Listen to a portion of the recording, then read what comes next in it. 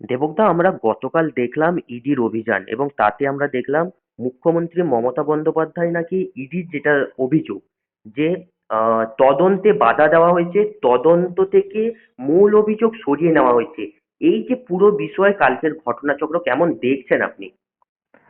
পুরো বিষয়টাই সমান, এখানে ইডি নিমিত্ত মাত্র। বিষয়টা হচ্ছে যে বিজেপির এটা আর একটা গেম প্ল্যান।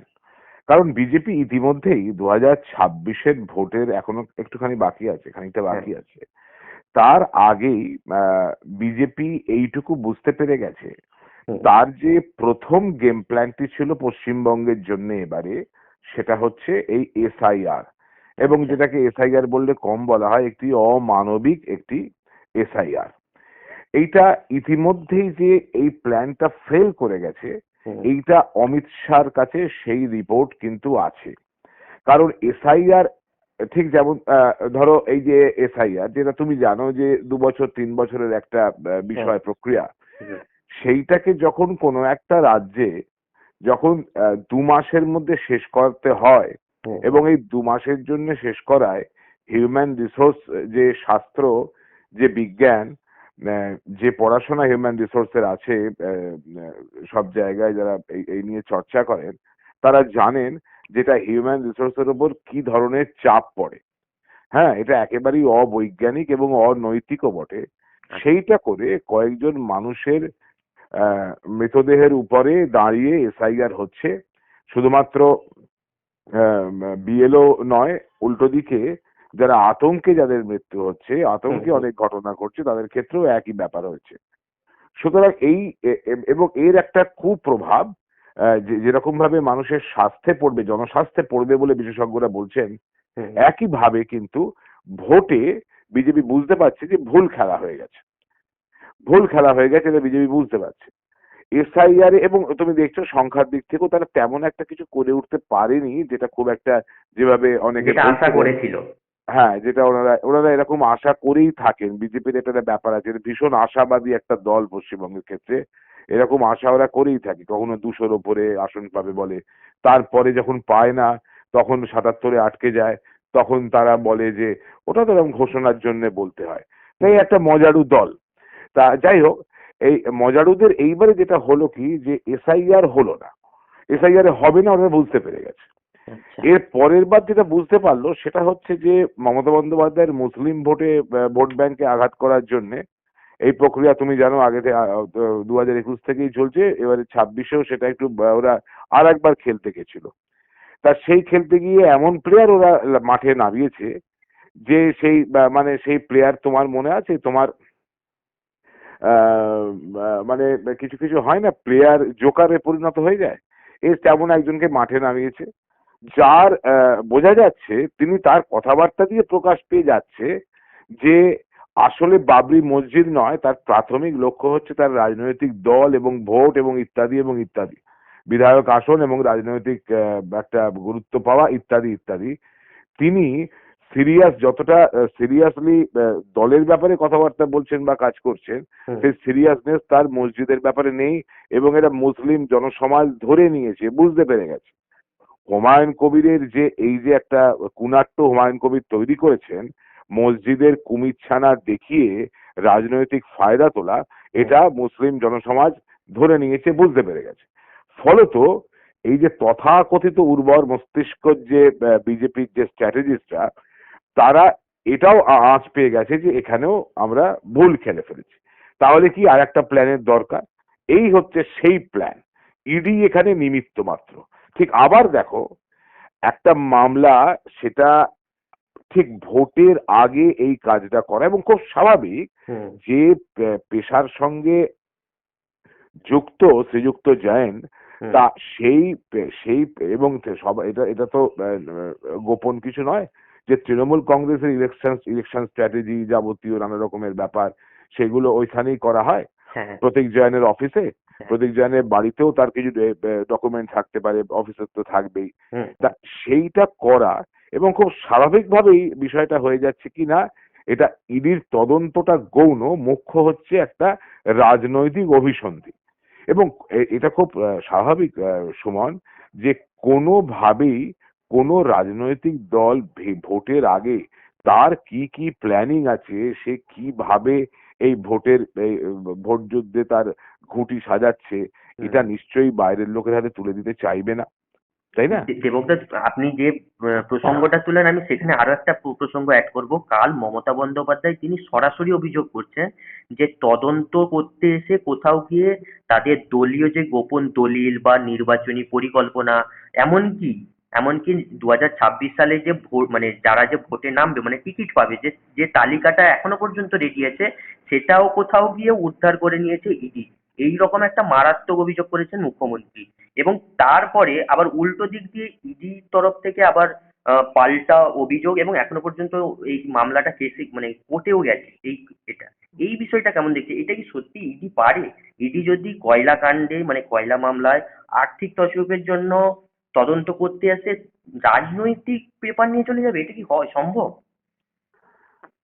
তোমার মনে হয় যে এই ধরনের একটা ফ্যাসিবাদী আবহের মধ্যে এবং সেই সমস্ত এই ধরনের প্রতিষ্ঠানগুলোর যে মর্যাদা, হুম, সেই মর্যাদা, যদিও এটা শুধুমাত্র আমি বিজেপিকে দোষ দেব না, এটা কেন্দ্রীয় সরকারের আগেরও অভ্যেস ছিল না, আগের কেন্দ্রীয় সরকারেরও যেই অভ্যেস ছিল না তা নয়, এমন অভিযোগ ভুরি ভুরি আছে। হুম, তা এই ধরনের সংস্থাগুলোর যে মর্যাদা, সেই মর্যাদার আর কিছু বাকি রাখেনি এই ধরনের রাজনৈতিক দল পরিচালিত সরকার। ফলত আমি আবার বলছি, টাইমিংটা এখানে ম্যাটার করে। হুম, হুম, এই সংশয় হওয়াটা তো খুব স্বাভাবিক যে তুমি এই এই এই বিষয়ে, আরে বাবা, তোমার গোয়া নির্বাচন কবে হয়েছে? হুম, কয়লা কেলেঙ্কারি কবে থেকে চলছে? গোয়া নির্বাচন কবে হয়েছে? গোয়া নির্বাচনে এই টাকা খেটেছে কি খাটেনি, এই এই যদি এই মামলা হয়, তার যদি তদন্ত হয়, হুম, তাহলে সেইটা আজকে পশ্চিমবঙ্গে ইলেকশনের মুখে কেন ইডি আসবে? হুম, ইডি কেন কেন কেন হানা দেবে? আকস্মিক হানা ভোর 6টার সময় এরকম শীতে? অফিসারদের জন্য মায়াও লাগে। কিন্তু কথা হচ্ছে যে সেইখানে এইটা ভেবে নেওয়া সম্পূর্ণ যুক্তিসঙ্গত যে এইটা রাজনৈতিক উদ্দেশ্য, এবং এখানে আমার যে সমস্ত ফাইলপত্র যা যা আমার ডকুমেন্ট রয়েছে, এরা এটা করতে পারে। কি করা যাবে? আজকে এই ধরনের সংস্থাগুলোকে কেন্দ্রীয় সরকার, বিজেপি পরিচালিত সরকার এই রকম একটা জায়গায় নামিয়ে এনেছে। এটা ভারতের গণতন্ত্রের পক্ষে খুবই দুর্ভাগ্যের, কিন্তু এটাই বাস্তব। অন্তত এই বাস্তব চিত্র বা এই বিষয়ের আম, এই বিষয়ের ইঙ্গিত, এই বিষয় নিয়ে এমন অনেক কিছু হচ্ছে যেটা এইরকম ধারণাতেই মানুষ পৌঁছচ্ছে। এটা দুর্ভাগ্যের কিন্তু সত্য। সুমন, দেবকদা, মানে আপনি যে গুলো তুললেন তার মধ্যে আরো একটা প্রশ্ন বারবার উঠে আসছে, যে কালকে ইডি যে অভিযোগ করেছেন যে মুখ্যমন্ত্রী প্রতীক জৈনের বাড়িতে আগে ঢুকেছেন, তারপরে আইপ্যাক এর অফিসে, তারপর সেখান থেকে তথ্য নিয়ে মানে নথি কিছু সরিয়েছেন মানে নিয়ে গেছেন। এবং এখান থেকেই প্রশ্ন, ইডি অফিসাররা তারা তো সিআরপিএফ জওয়ান থাকে তাদের সঙ্গে, মুখ্যমন্ত্রী যাওয়ার পর তার মুখ্যমন্ত্রীর তথ্য পেয়ে যাচ্ছেন কি করে? তদন্ত যখন চলে, কাউকে ভেতরে দেওয়া হয় না, বা বাইরের কাউকে ভেতরে ঢুকতে দেওয়া হয় না, ভেতর থেকেও কাউকে তখন বাইরে বেরোতে দেওয়া হয় না। এই যে একটা পর্ব চলে মানে রেড চলাকালীন, এটা কিভাবে সম্ভব? মুখ্যমন্ত্রী বলেই কি ঢুকে তথ্য নিয়ে বেরিয়ে এলো, কিছু বললো না? এটা কেমন দেখছেন? আমি এখানে নাম করব না, একজন নেতার কথা, একটা নেতার গল্প আমি তোমাকে বলবো, সুমন। আচ্ছা। একটা, এরকম রাজনীতিতে অনেক কিছু হয়, অনেকদিন আগের কথা বলছি, তৃণমূলের তখনও জন্ম হয়নি। হুম, তা এই কলকাতাতেই একটি অঞ্চলে বোম বাঁধতে গিয়ে একটি লোক মারা গেছিল। তা একজন দুর্দণ্ড প্রতাপ নেতা সেইখানে পৌঁছলেন। পুলিশ এসছে। হ্যাঁ, ওই ঘরের দরজায়, বাড়িটার দরজায় সেই নেতা দাঁড়িয়ে রইলেন, হুম, এবং পুলিশ এলো, এবং তিনি দুপুরবেলা খাসির মাংস ভাত খেয়ে এসেছেন। এসে কাঠি দিয়ে দাঁত খুঁটছেন এবং গেটে দাঁড়িয়ে আছেন। এবং এই বাড়ির ওই গেটটা পেরোলেই, দরজাটা পেরোলেই বিস্তর প্রমাণ রয়েছে যে ওখানে বোম বাঁধতে গিয়ে এই ঘটনা হয়েছে। এবং পুলিশকে সেই নেতা বলছে, যান না, ভেতরে যান। নিজে দাঁড়িয়ে আছেন গেটে। সেই পুলিশ সেই নেতাকে পেরিয়ে যেতে পারলো না। এইটা কি জানো, এই উদাহরণটা কেন দিলাম? হ্যাঁ, এটা হচ্ছে, যারা জননেতা হন তাদের একটা বিশিষ্ট ব্যক্তিত্ব তৈরি হয়। যাদের মধ্যে এই মানুষের সমর্থনের একটা বিপুল শক্তি থাকে, হুম তাদের একটা ভিন্ন ব্যক্তিত্ব, ভিন্ন বডি ল্যাঙ্গুয়েজ, এইরকম বিষয় তৈরি হয়। এই ফলে কালকে মমতা বন্দ্যোপাধ্যায়কে দেখে ইডি স্তম্ভিত হয়ে গেছে কিনা আমি জানি না। মমতা বন্দ্যোপাধ্যায়কে কেন বাধা দিতে পারেনি, কেন আটকাতে পারেনি, তুমি হুম যে হুম হুম প্রশ্নগুলো হুম করছো, হুম হুম কারণ আমি আবার বলছি, কারণ তিনি মমতা বন্দ্যোপাধ্যায় বলে। বাকি ধরো তোমার অনেকে এর মধ্যে আবার যারা এই সিপিএম এর সিপিএম সেটিং তত্ত্ব খুঁজে খুঁজে নিজেদের অকর্মণ্যতাকে ঢাকার চেষ্টা করছে, এবং যাই হোক, সেটা সিপিএম বুঝবে, তারা এবার 26-এর নির্বাচনে কিভাবে কি পারফর্ম করতে পারবে সেটা ভিন্ন প্রসঙ্গ। এখন কথা হচ্ছে যে তোমার যে প্রশ্নটা কেন পারেনি, এটা একটা সম্ভাব্য কারণ হতে পারে। কারণ মমতা বন্দ্যোপাধ্যায়কে এসে বাধা দেওয়া কোনো ইডি অফিসারের পক্ষে সম্ভব হয়নি। সেটা আমি মমতা বন্দ্যোপাধ্যায় বলে, তার ব্যক্তিত্বের জন্য, এবং যে আগের যে কারণগুলো বললাম, হুম হুম তাদের শরীরী ভাষায় সেই বিষয়টা তৈরি হয়, সেটা হয়। আমি এখানে আরেকটা শুধু সংযোজন করব, সুমন, করে শেষ করব। হ্যাঁ হ্যাঁ তোমার যদি আর প্রশ্ন না থাকে হ্যাঁ তাহলে এখানে শেষ করব। সেটা হচ্ছে যে আরেকটা ভুল বিজেপি আবার করলো। এটা খুব বড় ভুল করলো বলে আমার অন্তত মনে হচ্ছে। কারণ মমতা বন্দ্যোপাধ্যায়কে না বিলো দা বেল্ট খেললে তার যে কি হতে পারে, হুম রাজ্য রাজনীতিতে এবং জাতীয় রাজনীতিতে তার ভুরি ভুরি উদাহরণ আছে। সেই সমস্ত উল্লেখ করলে অনেকের সম্মানহানি হবে, সেই জন্য আমি এগুলো বলছি না। বিলো দা বেল্ট আঘাত করে এই লড়াইতে বিজেপি খুব বড় ভুল করেছে। আজকে মমতা বন্দ্যোপাধ্যায় রাস্তায় নামবেন, হুম হয়তো দেখবে স্লোগান উঠবে, মমতা ব্যানার্জি রাজপথে, বিজেপি হুঁশিয়ার। এবং এর যে কি ইম্প্যাক্ট তৈরি হতে পারে মমতা বন্দ্যোপাধ্যায়কে এই এই এই রাস্তায় নামার ফলে, হুম মমতা বন্দ্যোপাধ্যায় হচ্ছেন সেই দক্ষ নেত্রী। এই যে অমানবিক এসআইআর, তার বিরুদ্ধে তিনি মানুষকে একটা মানে বিষয়টাকে একটা আন্দোলনের রূপ দিয়ে দিয়েছেন। হুম হ্যাঁ, যেটা বিহার ভাবতে পারেনি কিভাবে করা যেতে পারে। হ্যাঁ, একটা আন্দোলনের রূপ দিয়ে দিয়েছেন মমতা বন্দ্যোপাধ্যায়। এটা গণ আন্দোলনের পর্যায়ে চলে যাচ্ছে। মানুষ আজকে এই জিনিসটা ফিল করছে যে এই এসআইআর আসলে আমাদের একটা অবমাননা। এই জায়গায় নিয়ে যেতে পারেন মমতা বন্দ্যোপাধ্যায় যে কোনো একটা বিষয়কে, যে কোনো একটা নেগেটিভ বিষয়কে নিজের দিকে পজিটিভ করে নেবার সমস্ত রকম রাজনৈতিক গুণ মমতা বন্দ্যোপাধ্যায়ের আছে।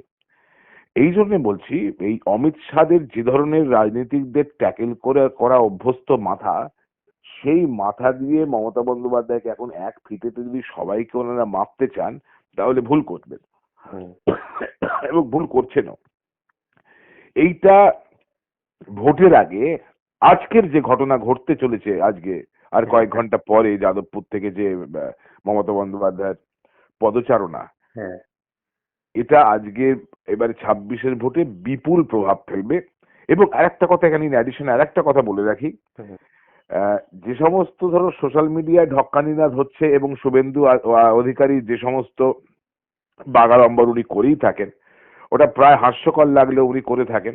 সেটা হচ্ছে যে এবারে নাকি বিপুল ভোটে জিতবে বিজেপি, ইত্যাদি ইত্যাদি। আহ, গাছের গোড়ায় জল না দিয়ে যদি আমি মনে করি যে এখানে একটা বাগান করব, তাহলে সেটা সম্ভব নয়।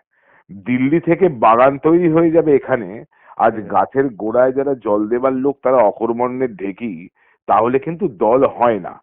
এবং একটা কথা, আর দ্বিতীয় কথা হচ্ছে যে বিজেপির একটা এবারের ভোটে নতুন আর একটা সমস্যার সম্মুখীন হলো বিজেপি। হুম সেটা হচ্ছে যে কথা একটু আগে তোমায় বলছিলাম, যে মমতা বন্দ্যোপাধ্যায়কে, এই মমতা বন্দ্যোপাধ্যায় বলেছেন না যে আহত বাঘিনী, হুম এবং একেবারেই এই কথাটা খুব ঠিক কথা। আহত বাঘিনীকে ট্যাকেল করা কিন্তু আরো মুশকিল হয়ে যাবে। কত দূর পর্যন্ত যেতে পারে তৃণমূল কংগ্রেস, এইটা বিজেপি আজকে থেকে টের পাওয়া শুরু হবে, এবং তারপর তারা সামলাতে পারবেন কিনা তারা বুঝবেন। এবারে 26-এর ভোট একটা ঐতিহাসিক ভোট হতে চলেছে, এইটুকু আমি তোমায় বলতে পারি, সুমন। অনেক অনেক ধন্যবাদ দেবকদা আপনাকে। ধন্যবাদ। বিভিন্ন বিষয়ে ভিডিও পেতে চ্যানেল হিন্দুস্তানের ইউটিউব চ্যানেল সাবস্ক্রাইব করুন www.youtube.com/channelhindustan।